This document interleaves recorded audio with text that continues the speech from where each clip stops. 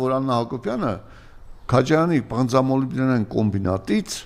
յուրաքանչյուր ամիս 900,000-ից ավել դոլար ավել եկամուտ ունի, որովհետև ստեղծել է մոնոպոլիա, խտանյութի տեղափոխման, Երևան տեղափոխման մոնոպոլիա, վարորդներին ոչ մի ոստիկան չի կանգնեցնում, չի անհանգստացնում, որովհետև բոլորը գիտեն, որ դրանք Աննա Հակոբյանի մեքենաներն են։ Հասկանում եք։ Եվ 900,000 եկամուտ։ Եվ ես ուզում եմ մի բան հարցնել։ Փետրվարի 14-ին, 2025 թվականի փետրվարի 14-ին Քաջարյանի բանձամոլիբդենային կոմբինատի հաշիվներից 500 միլիոն դոլար է փոխանցվել օֆշոր։ Ում է փոխանցվել այդ փողը։ Հայ ժողովուրդ, 500 միլիոն դոլարը բավական էր, որպեսզի Հայաստանի